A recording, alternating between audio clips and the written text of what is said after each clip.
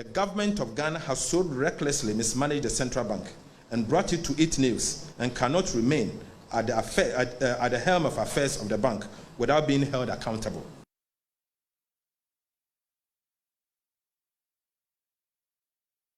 On Newsfile. Just gone by, we've talked about the situation in the ECOWAS sub-region, the situation in Niger that is triggering, brought us to the brink of war. I'm talking about ECOWAS. The defense chiefs are meeting in Accra today, or they're expected to.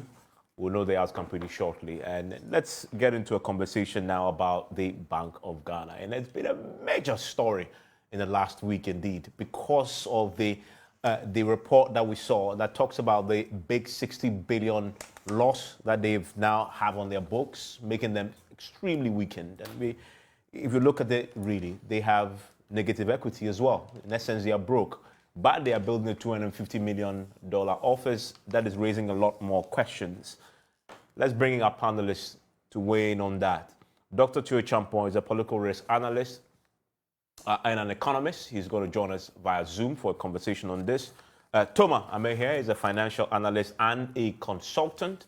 Also joining us is Inusa Fuseni, is a lawyer and former MP for Tamale Central and former Minister of Roads and Highways, and he's here with me in the studio. Martin Kpebu is lawyer, is on Zoom. Richard Ahiagba is the communications director of the New Patriotic Party. They will also stay when we discuss the Sicilian Power matter just before we end Newsfile today. But let's start with the BoG, shall we? Do we have Dr. Tue Champon on or Toma? Okay. Let me bring in Martin first before I come to the politicians in the studio. Martin, so I'm pretty sure you familiarize yourself with the report that we saw with the BoG. There's a lot of conversations around the loss. We've seen an explanation, which is DDEP. The IMF says, yes, it is DDEP that created that loss, 53 billion off that amount that we saw is down to that alone. Really, are we not being a little unfair with the BoG on this matter, considering the economic circumstances we found ourselves in? The IMF says we needed them to be the shock absorbers, paraphrasing here, so that the rest of the financial system will be stable and not collapse on us. Where do you stand on this conversation? Well, yes, Evans, we are dealing with BoG fairly, to the extent that we are asking the governor and the two deputies to resign because they've been co-architects of this, our economic hardship. Yeah, Dr. Addison and his two deputies are co-architects of this economic hardship that we are facing. The time they were printing 35 billion for the government in 2021, didn't they know that it will have repercussions? The time they printed 45 billion for the government in 2022, didn't they know it will have repercussions? And this one, the IMF shouldn't have stepped in this way. They don't really have to come in. Otherwise, it's like they're just getting in the line of fire. When I saw the IMF statement, you know what? It took me back to the 1980s, 78, 1981. You know, when ex-President Manley of Jamaica suggested to Thatcher, Reagan, and co. that, look, we should set up a UN bank that can lend to developing countries on better terms than this IMF. On better terms than this IMF. Thatcher told us, you know, because Manley got troubles, you know, well, actually, the one side of the history shows that the CIA supported Edward Seager to win that election. So Manley lost the election. 1978, he did a mini conference on this matter. Then by 1981, just a year before the main conference on this, getting IMF out of the way so that we'll have a UN bank that will deal with this on better terms. It is said that CIA supported Edward Seager to win the Jamaican elections. That's how Manley was taken out. And then once Manley was taken out, Reagan and Thatcher were free. So when the Ghanaian government tried to push, so with Jamaica taken out, it was now left with Tanzania and Ghana that pushed Reagan and Thatcher. So it was easy to just ignore Ghana and Tanzania on this matter. So IMF should be the last institution to come and support Bank of Ghana on this matter. We had over, 40 years ago, it was saying that their own structures and all that are not good for our development. Yet, because they want us to continue to be impoverished, they are not interested in properly helping us to change our structures. They kept IMF to continue to lend to us in such a manner that we will never get out of this, our poverty. So I don't want to hear IMF on this particular matter at all. They should go back to the history. Look at what Reagan and Thatcher said. Thatcher said she's not interested in a UN bank that will have majority, because developing countries were in the majority, countries that were living on overdrafts being in charge of the UN bank. You Google history, you'll find it. Yes, that's what she said. She can't bring British taxpayers' money. Martin, on this specific matter, though, I mean, the facts are the facts, right? Because if you take 60 billion, which really is the headline story on this matter, and 53 billion of that is down to the domestic debt exchange, which is not the creation of the central bank, then at least it puts that in perspective, does it not? No, it doesn't at all. Listen, Evans, it doesn't. So let's go back to the second argument. So that's why I said that when Bank of Ghana was giving government 35 billion in 2021, didn't they know it will have consequences? When they gave government 40 billion in 2022, didn't they know it will have consequences? But the argument is that without that, the economy would have collapsed. The government was struggling. The international markets were close to it. They needed that money. No, it wasn't going to collapse. Okay, let's. It wasn't going to collapse. Stay with me. We created it. So, stay with me, Martin. I want to bring. Wait, Evans, let me land. Okay. So, one sentence. Yeah. On the law, the 5%. So the law, the Bank of Ghana Act 612, as amended by 918, says that don't exceed 5%. Central bank shouldn't lend to government beyond 5% of the previous revenue. That's revenue raised in the previous year. And when you want to exceed it, report to Parliament. Look at subsection 6. Did Bank of Ghana report to Parliament? At least they could have leaked it. Like, this book, Condoleezza Rice's book, No Higher Honor. In the US, when there are matters like this and it's critical, national security being involved, and of course the economy is national security, there's a way you leak it. In the US, the State Department, they do it. It's constant. Democracy and leakages, they go together. If they had leaked it in a way, then the public would have come in. So Addison and his two deputies are co-architects of our economic doldrums. We are starving. We can't buy food, we can't pay rent, we can't pay school fees because of Addison, Ofori-Atta, and Akufo-Addo, and they all must resign en bloc. Okay, so as far as the law is concerned, you are categorical that there was a breach of the law? Yeah. Okay. Yes. But it doesn't matter that the Ofori-Atta went to Parliament, that he doesn't want, he's taken away under the fiscal discipline, they want to exceed 5%. No, the Bank of Ghana report to Parliament. Did Bank of Ghana report to Parliament? That's the question. This week, though, the minority held a press conference. There'll be a lot of talk around this subject. Listen to a few of those clips, and then we'll come to a studio. Recklessly mismanaged the central bank and brought it to its knees and cannot remain at the helm of affairs of the bank without being held accountable. Those who have led this reckless and criminal conduct unleashed economic hardship and financial distress on the suffering people of Ghana must be held accountable on this particular action. In fact, impunity of the highest order can no longer be tolerated by the suffering masses of Ghanaians. We must not allow this dangerous precedent to be set for future leaders.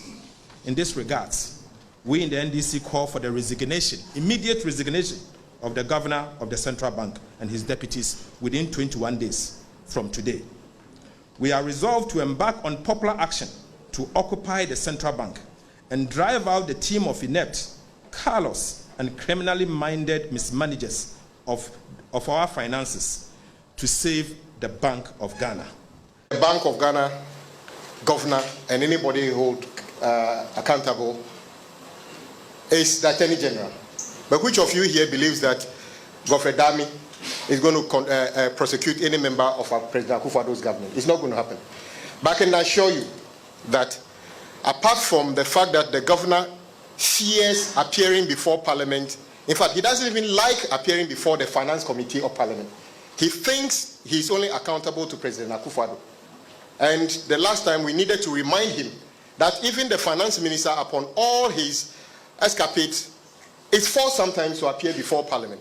So if the Finance Minister is bigger than you, how dare you not be able to appear before Parliament? Let him understand he is accountable to Parliament. And the 21 days is a long grace period.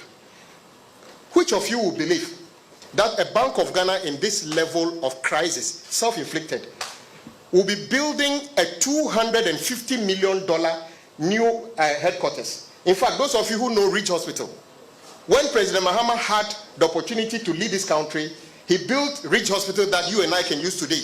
Right opposite of that hospital on the right-hand side is Bank of Ghana new headquarters, as if something is wrong with the old headquarters. You are broke, you have actually collapsed the economy. The next thing you do is to award a $250 million project. And guess what? That project is one of the fastest going projects in this country. Not hospital projects, not education projects, not road project. The fastest going project in this country is the construction of Bank of Ghana. So how can you tell us that the country is broke? In the years past, we noticed some cracks at certain parts of the building, and the bank did a structural integrity assessment so that it was no longer fit for purpose and could not stand major earth tremors. That building has been in residence since independence. And that's why management saw the need that once we realize that our building may be under threat and will put the life of people in danger once something drastic happens, then they put measures in place to ensure that we put up a new building. It was not started last year anyway. When was it started? I think it was started about 2 years ago in 2021. But it has been on the drawing board for a long time. 2020 or 2021? I think the construction started in 2021. In 2021? Yes. How much is the Bank of Ghana committing to that project? I don't have the figure offhand, sir.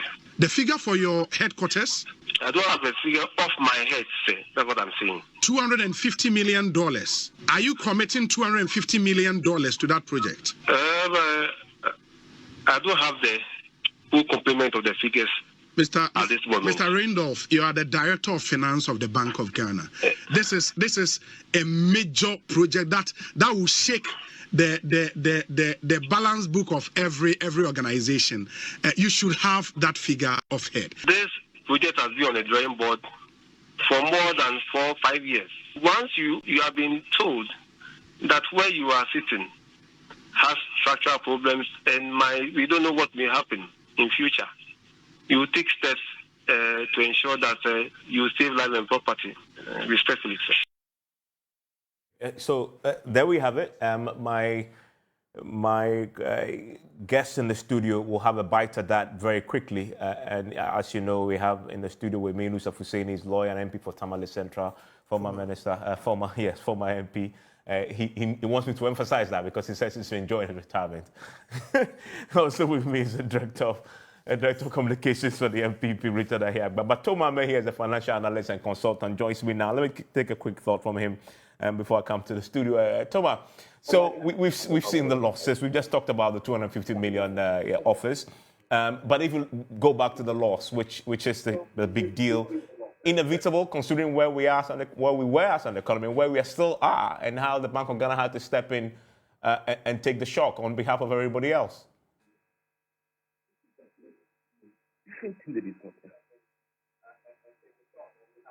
Hello, Toma? Yeah, hello. Yes, I can hear you now. Yeah, good. Toma, can you hear me? I'm here. Okay, let's come to the studio whilst we fix that the challenge right now. But let me come to you, Richard. Richard, we just listened to that clip there. The conclusion by many is that if you listen to 250 million on a project like that, it says it started in 2021. That is at the height of the economic crisis, the height of COVID. The BoG has simply been imprudent, have they not?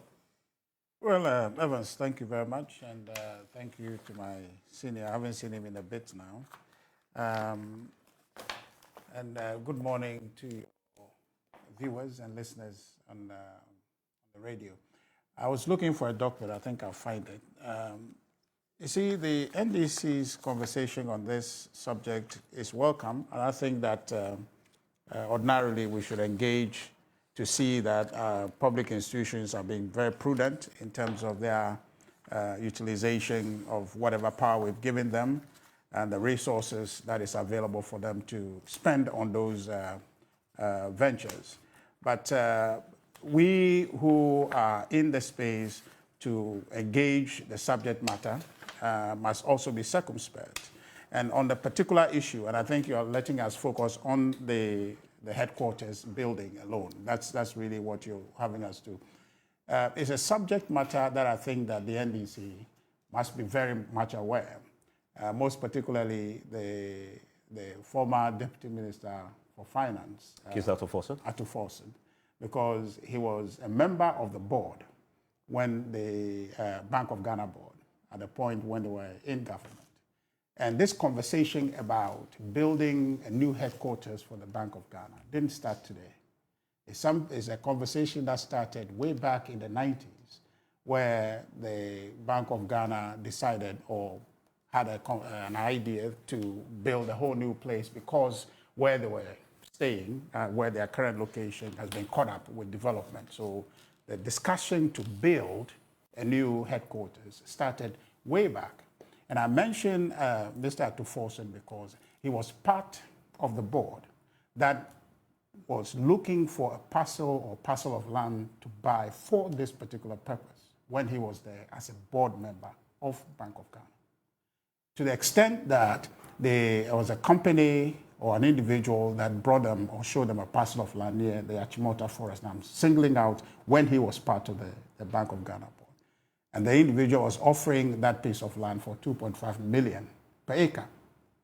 Dr. Atuforsen was part of the board.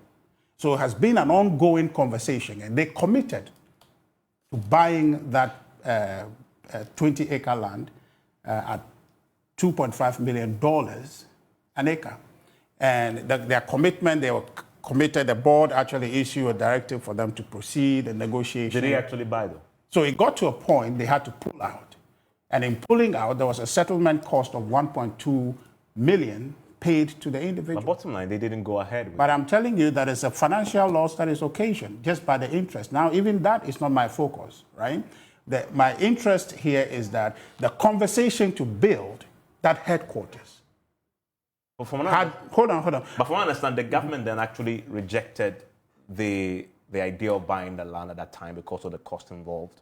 When it was first moved. Yeah, and that is not even the first time. Because he was a government rep on it, he would have led the opposition to the purchase. No, that's not even the subject matter. The idea is that the conversation of building that precedes this governor, and it started way back in the 90s. And I can go through a chronology of efforts. There have been about 3 different procurement processes to get a land. But you are actually spending. Hold on. So that well, Evans, you should understand this, that there is an understanding by the Bank of Ghana that predates those who are in office now, a commitment to build a new place. But if that's true, then considering that, I'm just putting it in context. The NDC2 also had their own economic challenges in 2013, 14, 15. Right. They could have built it. Hold on. That's not the plan was there before. That is not a material point. The material point is that. But they chose not to. Hold on.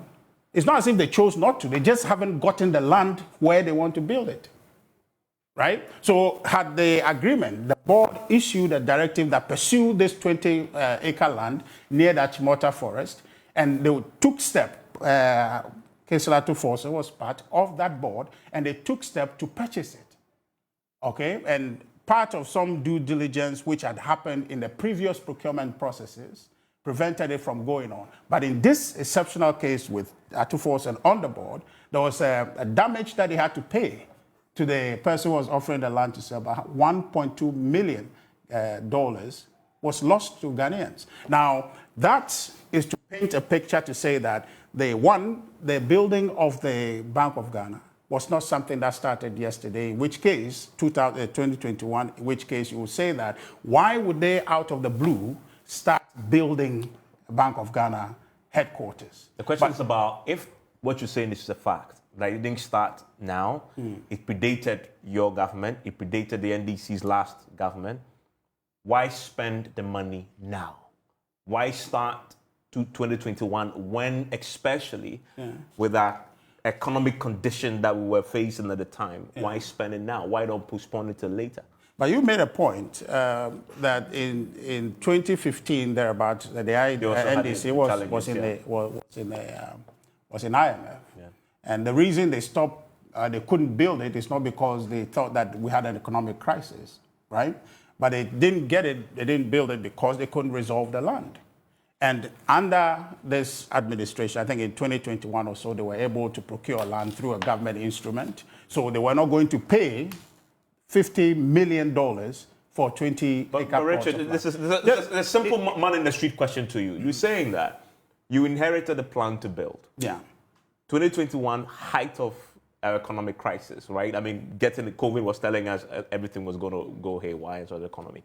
You're saying to the ordinary person, at that time, when you're coming out of COVID was, you're about to leave and COVID was telling you the economy was going to collapse and you're in crisis, is the right time to spend $250 million Evans, on an office building? Evans, I can't answer that question for you. But the point I was trying... No, it's a simple question. Was that the right time to do... Consider you inherited the plan. Listen. Was that the right time to spend the amount of money on an office block? I am not the board of Bank of Ghana. If you're asking my personal opinion, I don't think it matters. But I'm trying to illustrate... So you don't think it matters they're spending $250 million? I'm saying that if you're asking my personal opinion, I don't think it matters. I'm not the board. Whatever informs the decision. But I'm trying to illustrate for you a narrative that gives you an impression of a project that the bank has to undertake that dates back into the 90s, that we need to build a new headquarters for us, which project the Bank of Ghana has been pursuing up until a point, right? So if you look from the 90s... Up until the point where they actually got the land. But also up until a point where we're facing our worst economic crisis in a generation. No. See, if you begin to argue along those lines, then you're actually nitpicking. Because really, in 2015, when the NDC had that challenge with the IMF, they were still proceeding with getting the land anyway. The only thing that stopped perhaps them going ahead to build it was how the acquisition of the land you've made didn't go through. So stay with me. Let's let me just conclude for you. I just wish that you allow me to flow. On the building, because that's not the substantive matter. I wanted to clear that. Just allow me just to flow, because the interruption is too much. The point I am making is that... On the building? Yes, on the building, to say that the bank has a project to build. Yeah, but you've made that point. That point is significant. That's the only point to make. Yeah. For you to understand that, they didn't just wake up yesterday and say, now we have arrived, we want to get a land, we want to build. It's an institutional decision to move. And so that movement, every leadership that came was committed to getting that dream realized. So this Bank of Ghana leadership was pursuing what legacy project or legacy initiative for the bank they inherited, and they pursued it. If any case at all, this government, this governor or this leadership actually succeeded in getting a land for the Bank of Ghana to be able to start the process, which is something that they inherited. Okay. So we need to put it in context. Now, currently, if we look at the situation we're in and we say that it's not acceptable, we should move on, that is contingent upon the present analysis that we'll make. But the question to you is that had we not incurred this 53.1 billion debt, would we be having this conversation? Okay, stay with me. Let me bring him in. So his point is, and just dealing with the office complex investment that BoG is making. We'll come to the bigger loss subsequently. The plan was there. You committed to it in your time. All governments inherited it. But you also actually moved in terms of trying to get a land. In fact, he alleges that there was a financial loss incurred. And they simply went ahead with a project that all government before them had committed to do. So what's the big deal here? Well, let me, first of all, thank you so very much for having me on your platform. and to Richard. I've not seen him in a while. Yeah. First of all, Richard and Evans, you must understand that we are talking about a bank which owes fiduciary responsibility to the people of Ghana because that is our bank. And so decisions taken by the bank, especially investment decisions, must be taken prudently. And they ought to be accountable for those decisions. No one says that, or no one is saying that they conceived the idea of building a bank in 2017. No one has said that. But building the bank in 2021 at the height of our economic and social crisis, was it a prudent decision? That goes to show that the bank has been so mismanaged that the managers of the bank have not exercised prudence in their decision making. And that has led us to the situation in which we are. It has to be built sometime. It has to be built. Yeah. So in 2000, before NDC handed over, NDC built a hospital. So no one is saying that the Bank of Ghana cannot build. But how did they build the hospital? They built the hospital from the profits they had made. And so they decided to invest part of the profits in building the hospital. You don't make a loss of 60 billion Ghana cedis and have a negative equity of 55%. You know what negative equity means? You mean you're broke. It means that you are not having 50% loss in equity. You are not having 100% loss in equity. You are having more than 100% loss in equity. That is minus 55. You are so deep in the hole that you are still found money to invest in building the hospital. I'll check with Tom. Remember that this report we are talking about is a 2022 report. So at the time that they were committing to build 250, did they have this debt on their books? So the project is ongoing? Yeah, but they already the project is ongoing? In 2021, if they had done a budget for it. If you know Project Life, there's a budget for it. Yes. That budget, and the project has got a gestation period. Yes. And the project is still ongoing. In the current crisis in which we are, the project is still ongoing. But you already would have devoted they have not devoted, and budgeted for it in 2021. Budget doesn't mean that if you had a crisis, you say you stop the project that you've already budgeted for and secured funds for. You are talking to somebody who has implemented, government projects and bill rules. Government projects and knows about contract administration. You don't earmark funds for building a project. You do a rolling budget. Every year you are going to put money into the project. Over a period of time, you expect to amortize or complete the project within a certain period of time. It's not that the money is sitting in the bank. If the money were sitting in the bank, they won't have a negative equity of 55% for 2022. It's not so. You need to understand.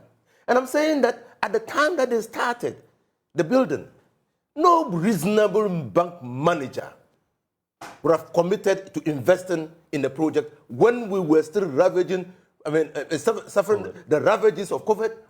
And all the projections said. And the projections just showed that the economies were going to slow down. No reasonable person.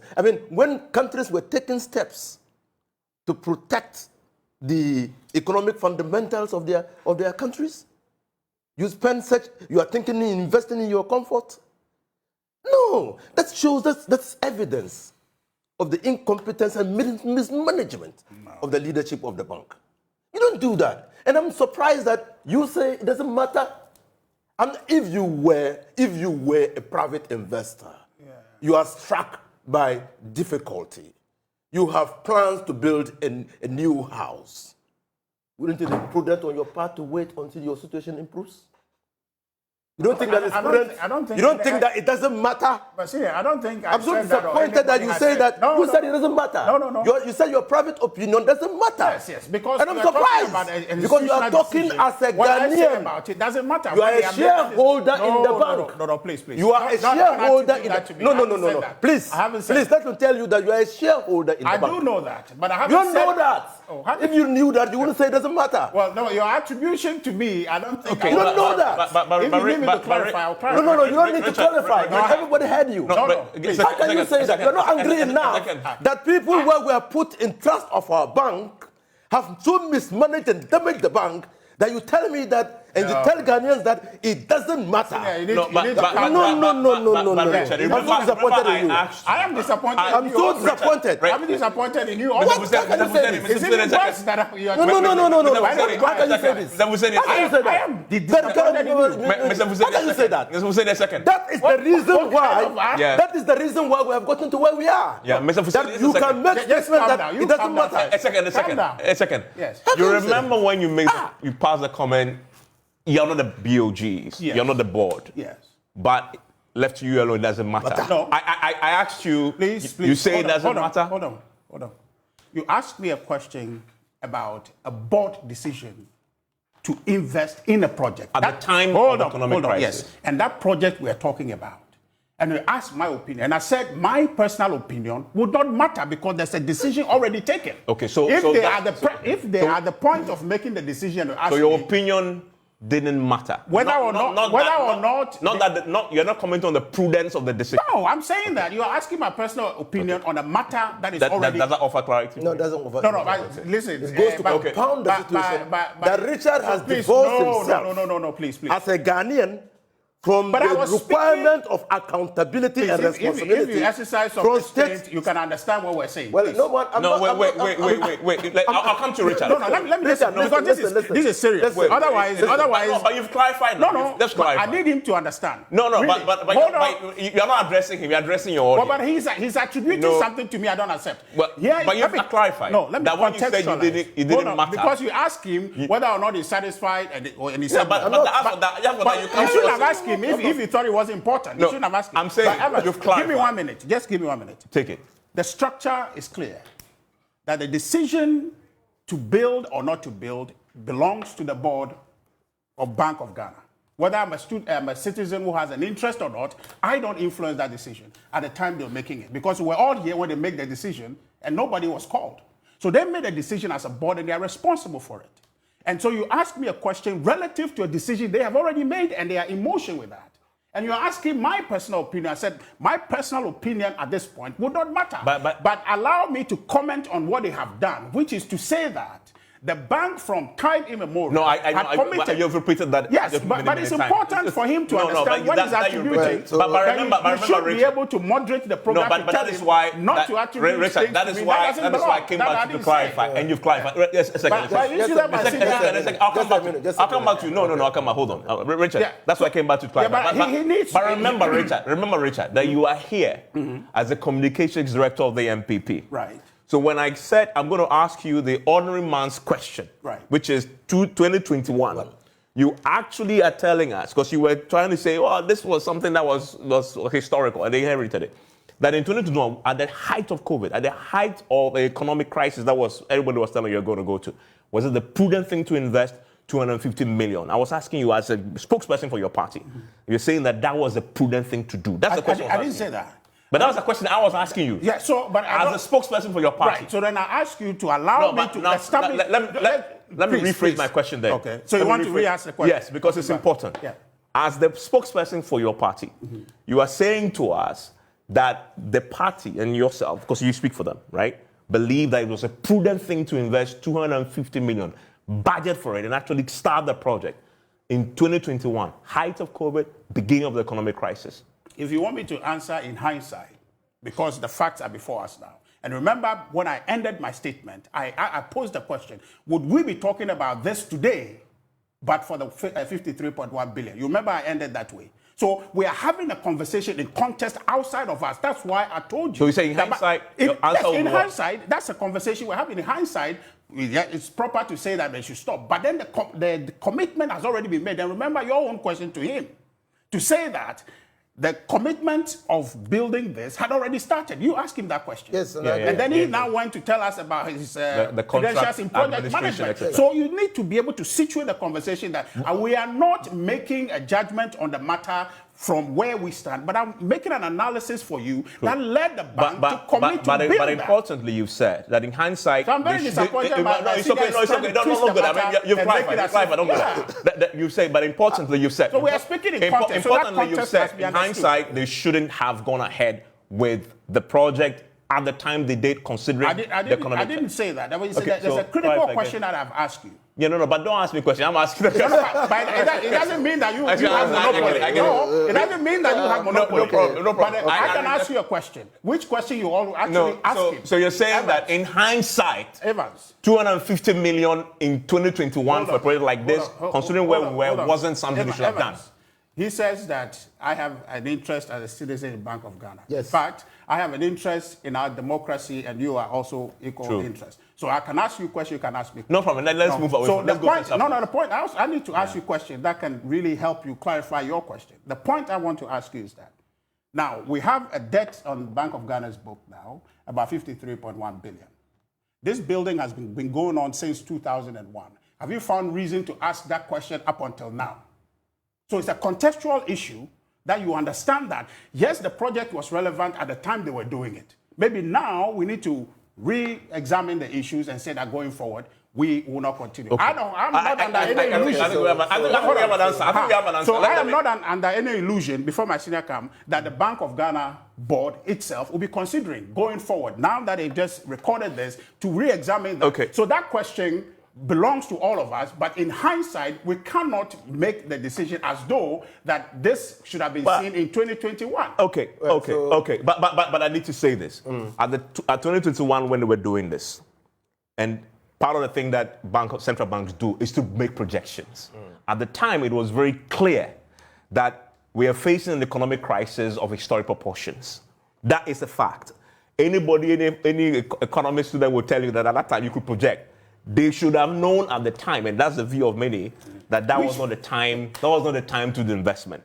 I know you have quick. I can go to Thomas. Well, I think that basically maybe Richard communicated in such a way as not to communicate what he wanted to say. And you see, we are not Humpty Dumpty. I mean, you don't mean what you say what you mean. No. And so clearly, it's unfortunate. Clearly, I give you credit that you will be able to see the context. Please, allow him. It's entitled to opinion. Let him. I agree. But if his opinion is injurious to me, I will always give you an opportunity to clarify. But his opinion is very injurious. I agree with Richard. I agree with Richard that you can't influence a board decision opinion.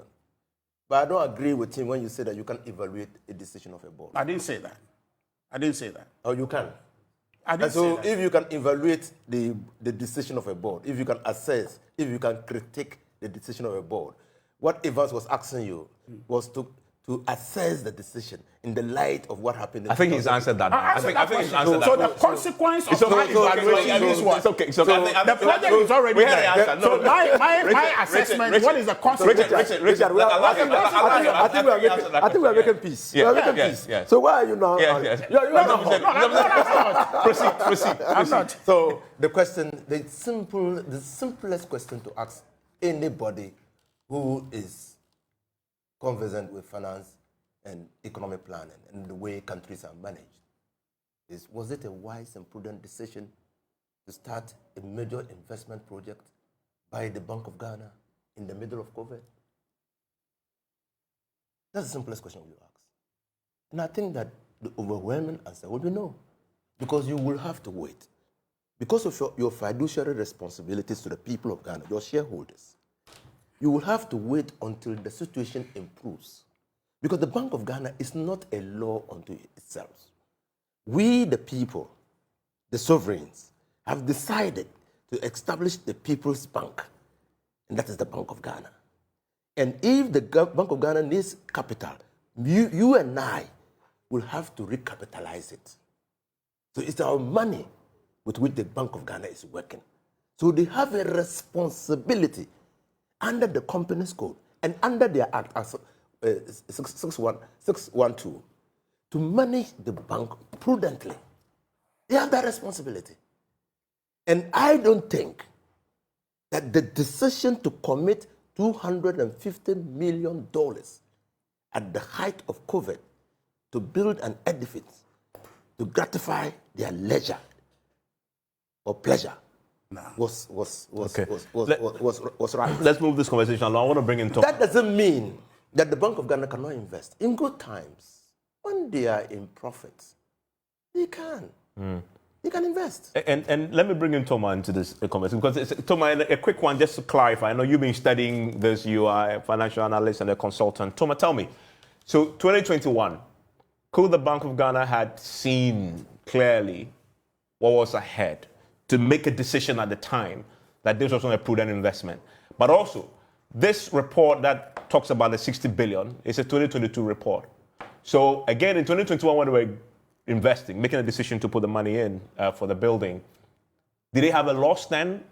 Or was the loss reasonably anticipated at the time to say that this is something we shouldn't do?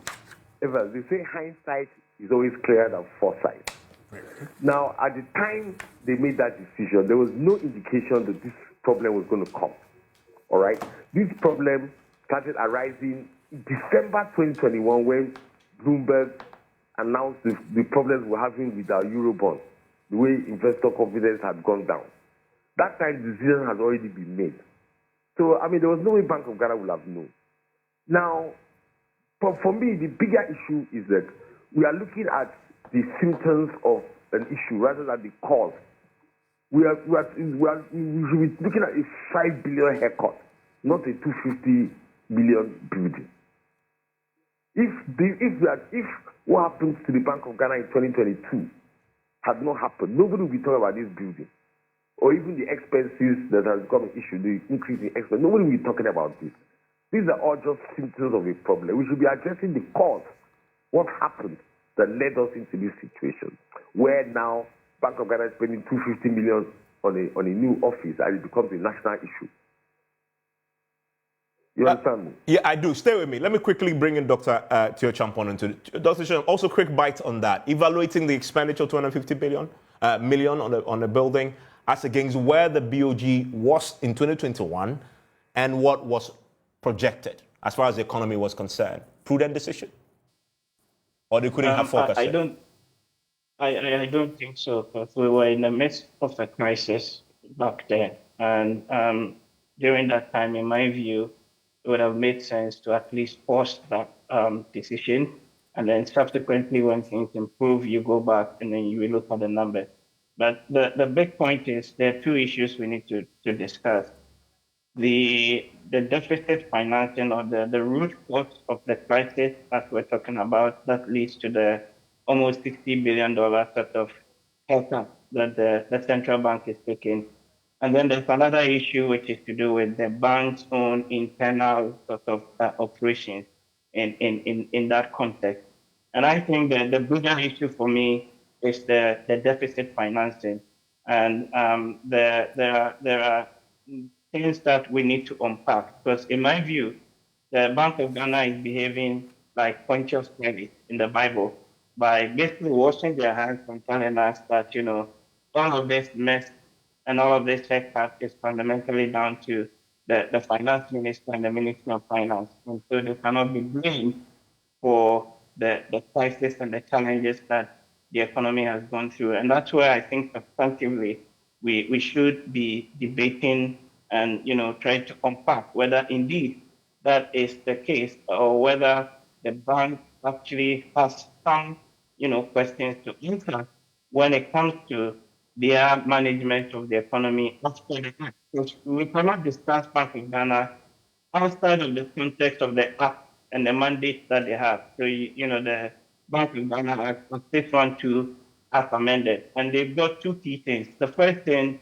is to address inflation, right? So price stability, section 3.1 of the act. And then 3.2 talks about supporting government in terms of like overdraft and things like that. But the core mandate is always to do with monetary policy, fidelity, and trying to use monetary policy as a tool to address price stability or keep inflation in check in the country. And on that score, if you look at the evidence and all of that, even against the bank's own mandate, it's very clear in my books that they are failed on that mandate. And part of it has to do with the deficit financing aspect of things. So for me, if you look at all of this, and I'm sure you'll come around, in the book, saying that we are focusing on the bank's operations with this $250 million dollar building or new building. Yes, it's an issue, but the bigger issue for me really is, the issue of the deficit financing. Talking about the deficit financing, and let's stay there. Let's stay at the core issue here. What do you then make of the Bank of Ghana's own explanation that it is really down to the domestic debt exchange, where they took a 53 billion CD hit? The IMF subsequently also says, yes, largely that was the reason why this has happened. Do you agree that that really is at the heart of the loss that we've seen? But then if you go back to examine what the issues are, why would the central bank be in a position where it's basically become the piggy bank of the treasury? To the point that Dr. Champot, sorry, Doc, we're having a challenge with the audio. Let's see if we can fix that so we can hear you clearly. We'll try again. Let me bring in Toma into that same conversation, because now let's drill down to the real causes of this. We've talked about the building. Toma, we've seen the IMF, explainer talking about the real cause. BoG says, again, it's a reason, DDEP. Fair point to make that is really at the heart of the problem? Evan, look, without the haircut the Bank of Ghana took or the DDEP, all these issues, the external would not even have been on anybody's radar. You've been a journalist for so many decades. How many reports have you seen in the media on Bank of Ghana's account? It's because of the lawsuits that were made, and the lawsuits are because of the DDEP. Now, in the case of the DDEP, the Bank of Ghana deliberately took that haircut, because without it, we would not have been able to achieve the debt sustainability conditionality required to get the IMF facility. You understand? Now, as for the losses, for the internal expenses, I will come to that. All right. But what you see here is basically the component of the haircut that the Bank of Ghana took. And that was basically, in fact, they took a larger haircut that they should have taken, but without it, we would not have achieved the IMF conditionality. Because remember that when you look at the entire figures, the haircut that the financial intermediation companies took, and investors took, they only got about 85% of target. Somebody has to pick up the other 15%. And that's what the Bank of Ghana did, because they realized that without the IMF bailout, we'll really be in very, very deep trouble. By now, we'll be queuing up for petrol. So we simply didn't have the money to meet our bills. And remember that also we would have been defaulting on our domestic debt obligations as they mature. Right? Even I understand that even paying workers have become a problem. So now you see those things on your graph here. Mm-hmm. When you look at what the graph you have on your TV right now, you see the non-marketable instruments, marketable instruments. These are the things. These are the major things we incurred in the haircut, which Bank of Ghana had to take in order for Ghana to qualify for the IMF bailout. All right. The only other things, apart from that, the price exchange rate valuation and interest expense on the cost of monetary policy. These were things that the Bank of Ghana knowingly did in order to try and stabilize the economy, and had to take those hits, combined about 8.5 billion. And those actually, to be fair to the Bank of Ghana, those for the same reason, banks like the Swiss National Bank, Bank of England also took major hits. It was inevitable. Once you have done monetary easing during COVID, and you're now resorting to monetary tightening in order to combat inflation, those hits, the presidency revaluation, interest and so on, cost of monetary policy, are inevitable. All the central banks around the world took those hits. In fact, other central banks took much bigger hits than the Bank of Ghana. Okay, I mean, so that is an issue that the IMF also picked up on, and Dr. Tui Champon is rejoined. Hopefully, we can hear him clearer.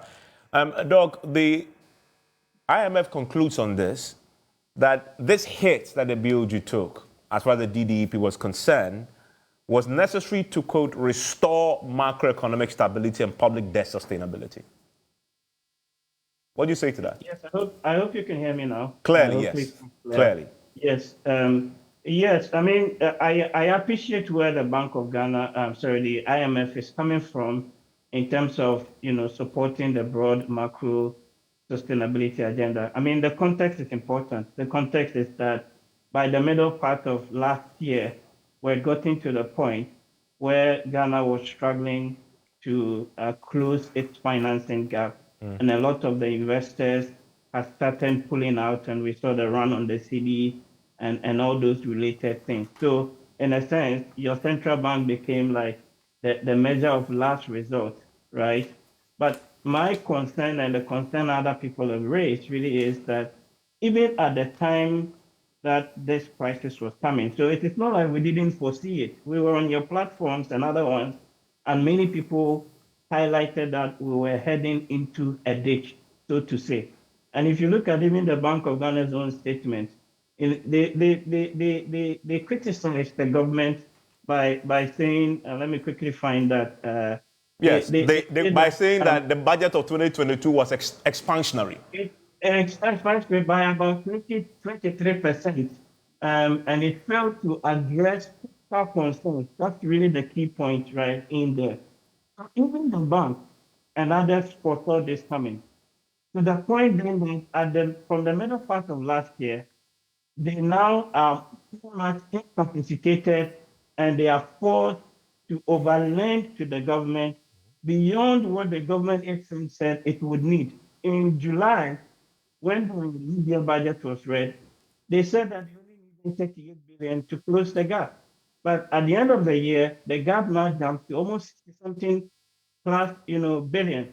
So the question is, why does the bank sit down and allow itself to be used to finance a gap that is even twice more than the government itself had indicated to us in the media budget? And it comes down fundamentally, for me, again, from where I sit, that the operational independence of the central bank is suspect.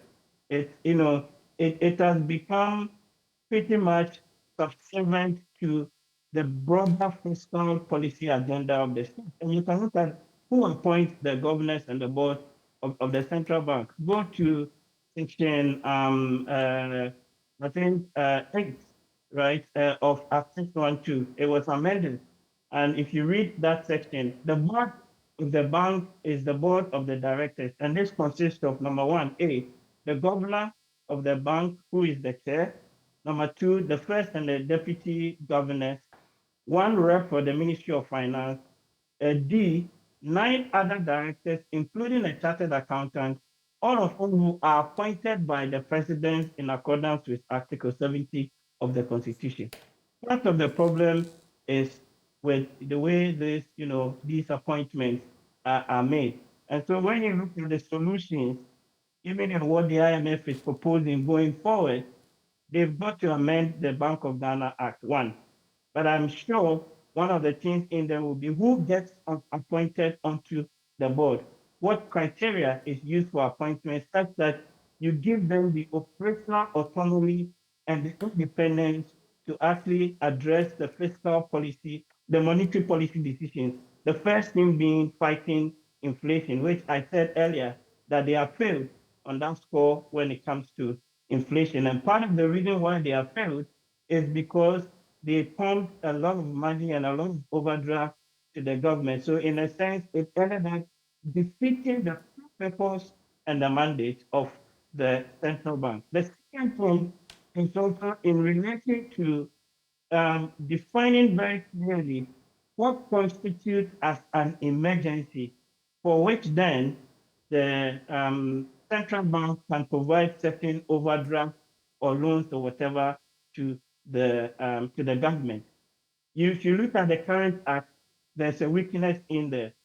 And the weakness in there, in my view, is what has been exploited by the Treasury and forced almost the central bank to lend quite beyond what was even originally budgeted for in the mid-year budget. So you read Section 3, so I think Section 30 onwards of the Bank of Ghana Act, and there are questions in there that clearly defines or talks about the fact that you've got in any year, you can lend only about 5% of the previous year's revenues to the government.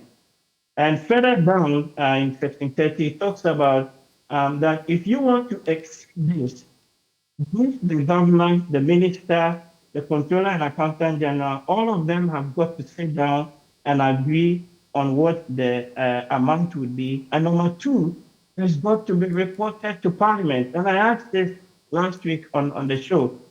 Show us, or let the people in government show us what steps they took, if any, to indicate to Parliament that one, the deficit limit or the financial limit from the government, one, had been reached, but number two, this have been communicated to the relevant committees in Parliament. I have not gotten any answers, in relation to that. So you can see that here, the domestic debt exchange, all of that, that's the immediate sort of cost. But if you really unpack it, there are sub-causes and sub-issues there where the government takes a big or a huge chunk of the role, but the Bank of Ghana cannot run away and behave like Pontius Pilate and wash its hands and say, oh, we didn't, do, it was beyond our scope. Because they could have, in my view, if the board of the central bank were much more independent and much more autonomous, they could have put a stop to some of the excess financing that we've seen. And that's a very interesting proposition you make there. Let me put that to the lawyer with us, Martin Kpebu. The Bank of Ghana itself says in their statement, quote, the Bank of Ghana was used to close the gap to enable Ghana meet the debt thresholds that qualify Ghana for the IMF. So they were used. Martin, according to the law, and as you, Champon, has suggested, what could the Bank of Ghana have done in the case when the finance ministry and the government came to them and say, please, we want to use you to close the gap? Are they allowed to say no? Absolutely. They are, because as I referred earlier, and Chua Champon, he's done well by referring to the section 36 to 6. It says report to Parliament. So there's a first part which says that when you reach the threshold, it should be reported to Parliament. I'm looking for it so that we can read it out. Because once you reach the threshold, report to Parliament. So let's read 37.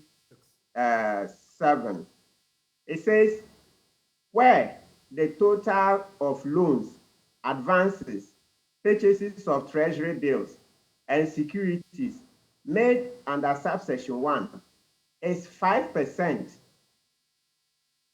of the previous fiscal year's total revenue, the governor shall notify the minister and Parliament of the attainment of the limit under subsection 2. And then it goes on to say the finance minister should also go to Parliament. So why is the notification? And Dr. Chua Champon, yes, last week you raised it, so we're on another platform, you raised it. That is where we should be holding the governor. I'm telling you that Addison is a co-architect of our economic woes now. Yeah, I mean, Martin, let me read to you something that the BoG in the statement said, in reaction to this. It says, in line with the provisions of the BoG Act 612, as amended, the bank informed the Minister of the Development in its finances. The minister reported this to Parliament as part of his briefing to Parliament on the IMF program and the domestic debt exchange. No, Evans, at what time? By then, the horses had bolted. And in any event, that doesn't still absolve the Bank of Ghana of its own duty to also report independently. Let's read that part. It says, the governor shall notify the minister and Parliament of the attainment of the limit under subsection 2. Last year, you remember when they did it and the minority got wind that they had printed large sums, 240 and Co. led the charges. The government came and denied that no, nothing was done. There was an overdraft, something, then they whitewashed it. So how can Addison be saved? He says notify minister, notify parliament. Where is the notification? Where is it? And like Addison himself mentioned, you saw an expansionary budget going up 23%, and you couldn't pull the brakes because in 2021 we raised 57 billion, right? So if we raise 57 billion in 2021, why do you give them 45 billion in 2022? Is that 5%? And then if you look at 2020, how much did we raise? The figures I have seen, 2020, we raised 47 point something billion. So why did you give government 35 billion in 2021? It says 5%. If you want to exceed 5% by over 50%, don't you inform our representatives? Don't you? No, Addison is caught. Look, he's caught. Evans, let me add one sentence. The building, I think I have a different take on the building. I asked people who know buildings in Accra, and I got jaw-dropping facts. For the first time, government of Ghana, BoG, is able to build at a far lower cost than the private sector. I hear this building that's under construction, they are doing just about, it's not more than $2,200 per square meter. That's how these buildings, if you are looking at the cost. Understand the other buildings in the neighborhood, the Zenith one, Stanchart, EcoBank, and Co. They are all above. They are way beyond what government, the BoG is doing. This one is not more than $2,200 per square meter. And these buildings you see, they are going to be, two of them will be 27 floors. Those will be the highest in this country. 27 floors, 5 down, 22 up. That's mega. And that's the central bank. Understand it has many more security features and the rest. So I'm not exactly sure. And I looked at this document. It's called 2021 Property and Construction, Africa Coast Guide. When you go to page 81, yeah, you see the figures. And this is a global analysis that they do. So you see that in Ghana, the average, if you want to build, they say our average shows $2,658 per square meter. Yet this particular building is far cheaper. They say it's not exceeding $2,200 per square meter. So I think we should look at this, the way we are bashing this particular building again. Because the question is that, are we saying the whole of this period, we shouldn't build at all? I thought we're building roads, we're building hospitals, and these ones were also stimulating the economy. I even also understand, as I said, I ask people in the property industry, it's led by Ghanaians. The first time ever that Ghanaians are in charge, 27 floors. It's earthquake resistant. Yes, resistant. Earthquake resistant. Green is green. Okay, and then as I said, the Ghanaian factor in it. These are led by Ghanaians. So, and a lot more of other things. I heard very good things. And as for me, the main point I'm saying we should interrogate is that for the first time, a public institution can build at a far lower cost than the private sector, building at not more than $2,200 per square meter, when the average is $2,658.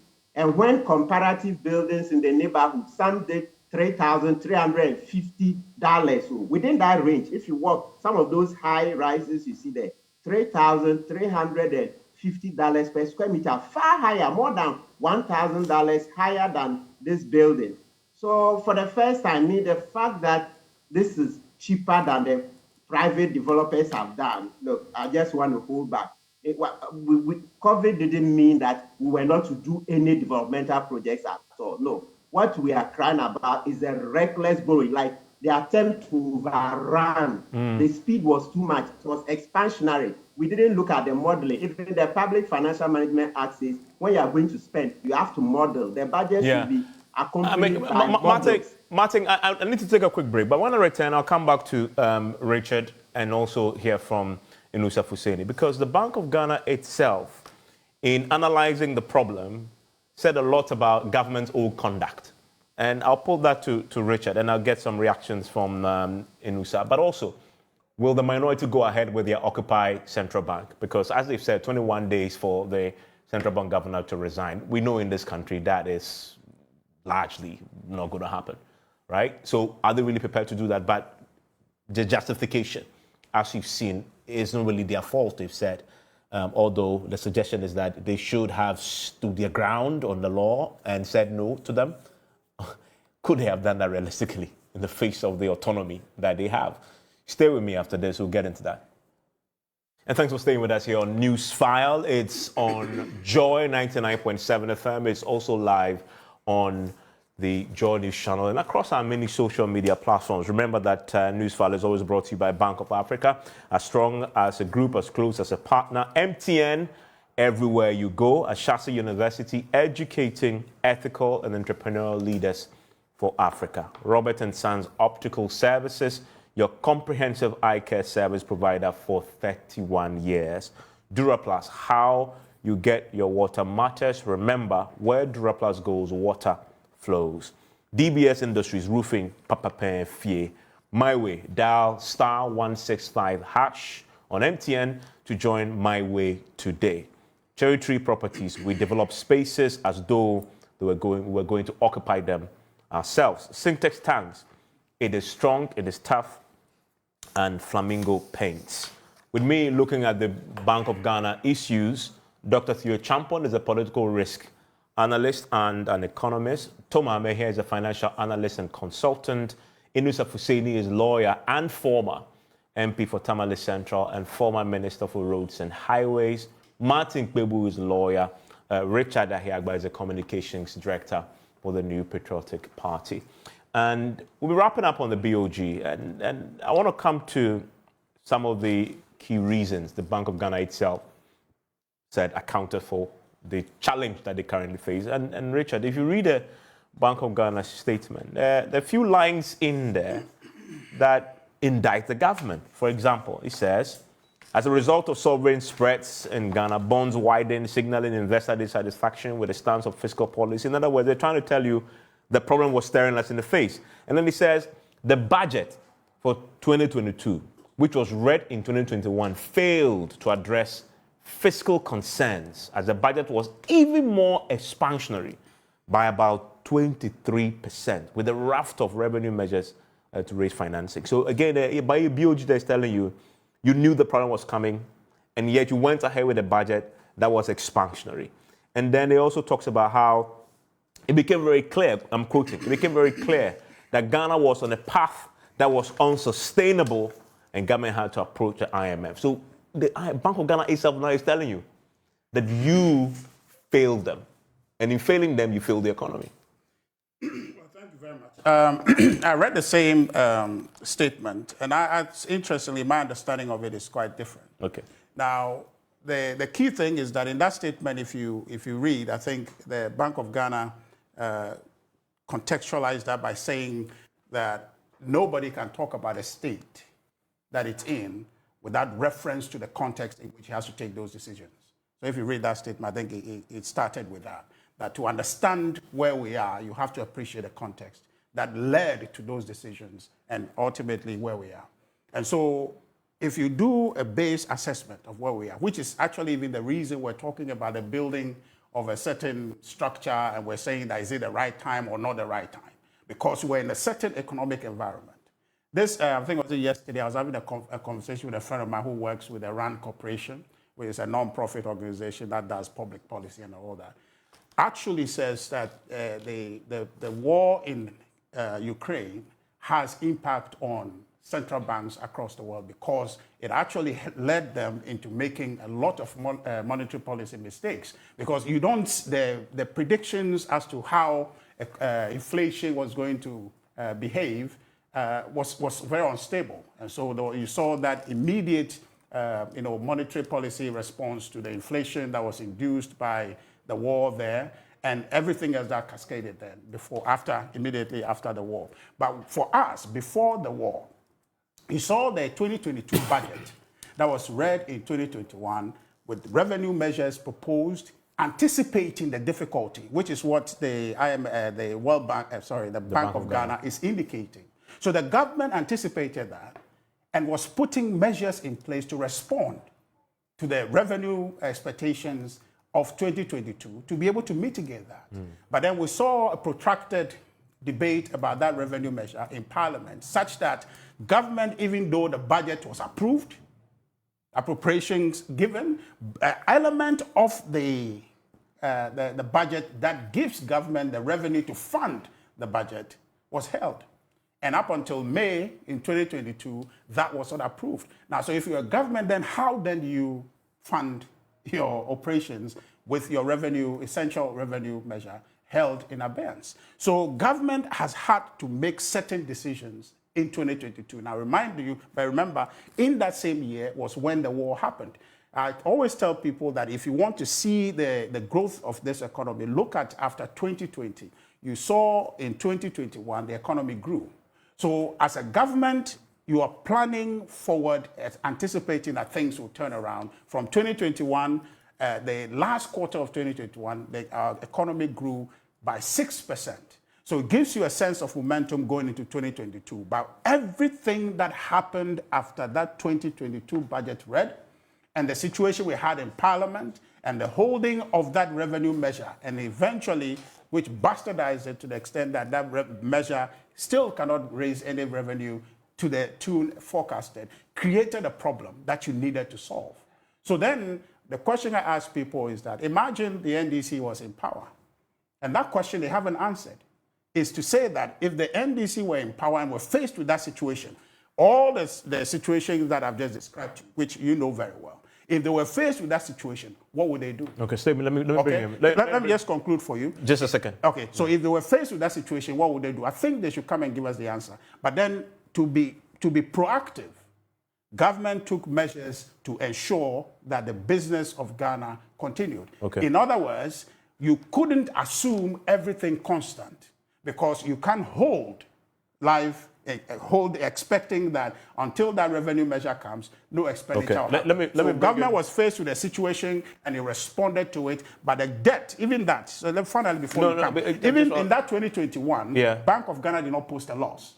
Okay, in 2021, Bank of Ghana did not post a loss, even in spite of all of that. The laws we are discussing now are direct function of what we need to do. I mean, but the borrowing was happening at the time. But then they weren't posting a loss. Yeah, but it was catching up. I mean, as they say, but it just caught up. No, it just caught up. They didn't post a loss. But it just caught up with you the next year. No, but see, so that's why we need to locate let me bring in. We can understand it properly. I mean, so your party say, and your members in parliament, your former colleagues say they're going to occupy the central bank in 21 days unless the central bank governor resigns. As we've just seen, the evidence is that you cannot entirely blame him. So why is he taking the floor and not the finance minister? Not the finance minister. Why not occupying the finance minister? I think that the minority have been very charitable to the Bank of Ghana and the board of directors. They ought to have called for his arrest. There had been a violent and flagrant breach of the Bank of Ghana Act. And the least we expect of public officers is to give fidelity to the law. The law establishing the Bank of Ghana, passed by the Parliament of Ghana, says that the Bank of Ghana can undertake certain activities. It gives a threshold and a benchmark. There are also procedural requirements, all captured in Section 30. Tell me, which of those requirements were followed by the Bank of Ghana? But that is the law, that is the legal framework that establishes the mandate of the bank. Section 67 of the Act says that any infringement of the provisions is an offense, punishable summarily by 2 years imprisonment. So the NDC has been very charitable to the governor of the Bank of Ghana. Indeed, you see, the Bank of Ghana government, and if you want, the finance minister, the presidency, have been engaged in some criminal conspiracy To violate the laws of the country and put us in the situation in which we are. But that's why I have said elsewhere that they establish a criminal enterprise. Why do you think that Parliament, in its wisdom, said that the Bank of Ghana can lend, because that is the lender of last resort, can lend to the Bank of Ghana, but must not exceed 5%? Because even though Parliament was passing the law, Parliament knows, and the people of Ghana know, that excess money supply in the system will lead to inflation. They know. And the inflation will put a lot of people in poverty. Does it come to you a little surprise that the activities of the Bank of Ghana and the government of Ghana led to 850,000 people moving into poverty? So if you are a governor of a Bank of Ghana, to perform your duties in accordance with law, and the law sets up a threshold and a benchmark for you, and you are being used or forced to do some things, your recourse is the law. Point to the law. Because that is the executive. If they think that what you are telling them will not meet their expectations and cannot do the work that they want done, what do? They go back to Parliament under a certificate of urgency and do what? And amend the law. But what about Parliament itself? Now, Martin, I just told you that under the law, Section 37 as amended, the Bank of Ghana, Ernest Yedu Addison, has a responsibility to report to the Parliament of Ghana. So he didn't do that? He didn't do that. Okay. Why didn't he do it? Was it impunity? Well, we don't even know yet. I mean, because if it... No. You need to hold people in public office accountable. But the question I have, because you're a former member of Parliament, is Parliament has the power, does it not, to get the Bank of Ghana governor to answer these questions? Or under the law, are they allowed to do that? They're allowed to do that. So why haven't they done that, and yet they want to occupy? Because that's the legitimate legal process to follow. So the fact that they want to get accountability. The fact that they want to occupy Bank of Ghana does not mutually exclude them. But they haven't said that they will do that. That does not mutually exclude them from inviting him to Parliament. And so these are two. But you think that they will do that first? Well, whatever they choose to do first, whatever they choose to do first is not mutually exclusive. Now, first of all, let's all understand that governance is not an easy job. The people don't get elected into office to do only easy things. That if you are spending money and the money is no longer available, you don't go forcing your central bank to give you money to continue to spend. You do what? You reduce the expenditure. This is what governments are elected to do. And so, to connive, conspire, to wreak havoc on the economy and put a lot of people into problems, into poverty and hardship, is an unpardonable offense. That people who have led us into this stage into this situation must be held. Okay, and I want to quickly wrap up with something that IMF said, and to jump on. And then lastly, let me just conclude. I mean, IMF, we know that they have passed a vote of no confidence in the Bank of Ghana. Well, they've installed an external supervisor. In fact, what I'm going to read next will answer that question. Dr. Tue Champon, very quickly in a minute, if you want quick reaction to this for me. The IMF says the loss the BoG incurred in the process has contributed to reducing its net equity, etc., etc. We know that, the negative equity that they have.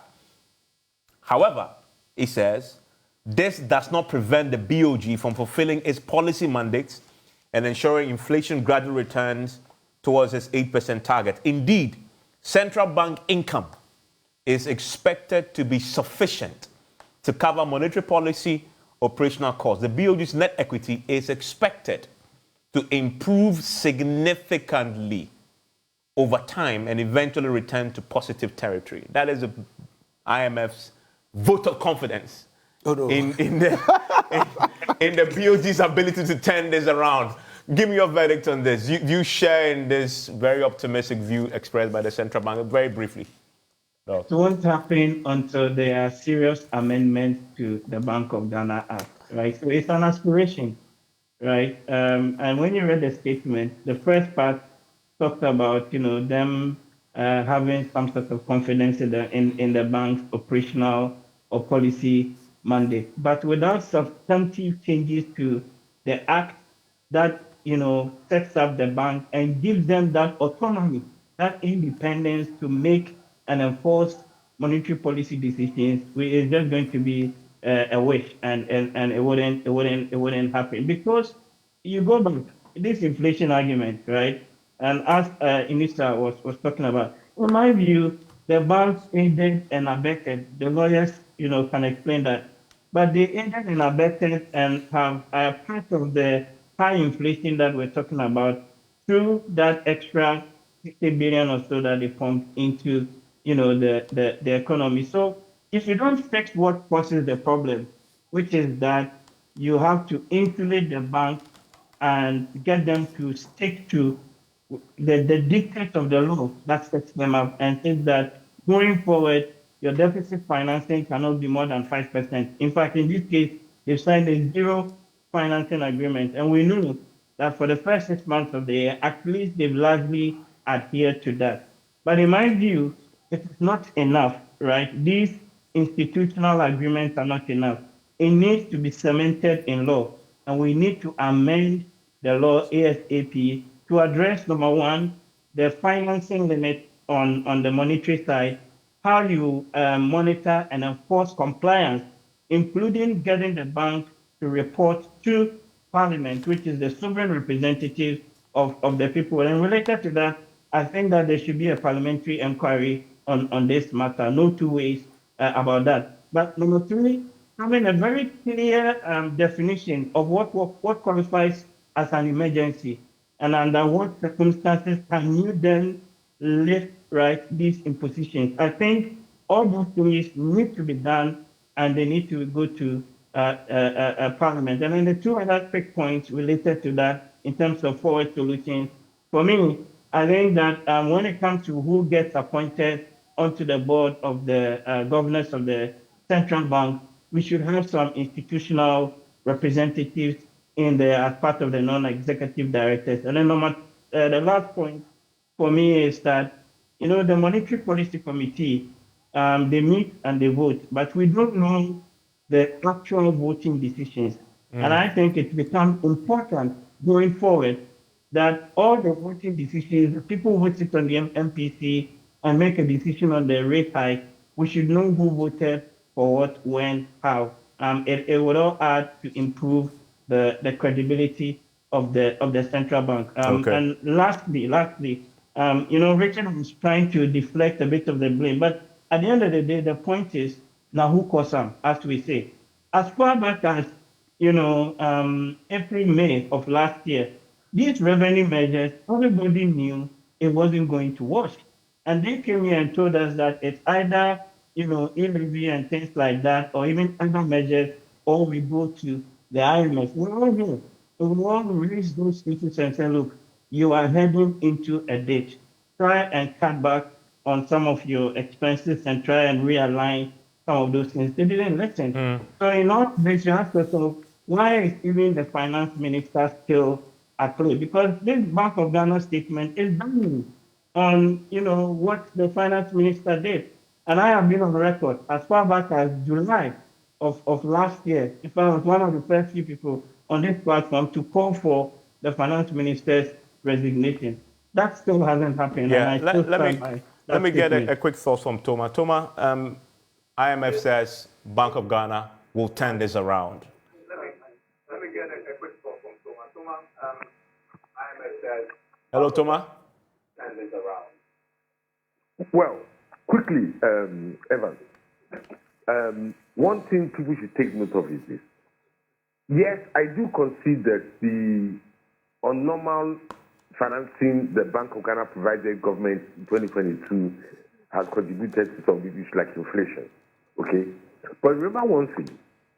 Most of the money the Bank of Ghana forwarded to government last year was not to support the size of government. It was for government to meet its maturing debt obligations because the investors were pulling out. You know, normally, if you look at the debt calendar that government issues every month, every quarter, you find that about 80% of the money taken off the market, the domestic market, is to refinance its existing debt, which is maturing from 91-day treasury bills up to 15-year treasury bonds. Now, what happened last year was that there was a net outflow of investors, especially from the foreign investors who were buying into CD-denominated instruments, which was why we had to run down national reserves by about $4 billion last year. Now, most of the money the government, that Bank of Ghana was giving government, was to enable it to meet its debt obligation, because now people are not rolling over, and new investors were not replacing old investors. And as I said, most of the money that we take off the market is just for that purpose. So Bank of Ghana has to give government the money to avoid a case where they would now start defaulting on domestic debt as they were falling due for repayment. So let's be clear about that. So, I mean, the Bank of Ghana's stance on it was like, if you don't give government the money, government will now start defaulting all over the place, which is not good for anybody. That is different from giving it money to support his excess size, which even I am critical of. You know? So that aspect, yes, I'm critical of it. But remember that most of that money went into enabling government to meet its existing debt obligations. How the debts arose in the first place is a discussion for another day. But the fact was that the Bank of Ghana had to make sure that its creditors, that Ghana's creditors were not suffering default on due dates. Then the other thing I just want to comment on is that Dr. Theopong correctly pointed out the fact that going for parliamentary approval for giving extra money to government is based on the meeting of the finance minister, the Bank of Ghana governor, and the accountant general. The law also says specifically that after that meeting, is the finance minister who has the obligation to report to parliament. It's specific. It's the finance minister who should now go to parliament and say, three of us have met, this is what we have decided to do. Not the Bank of Ghana governor. The law is specific about that.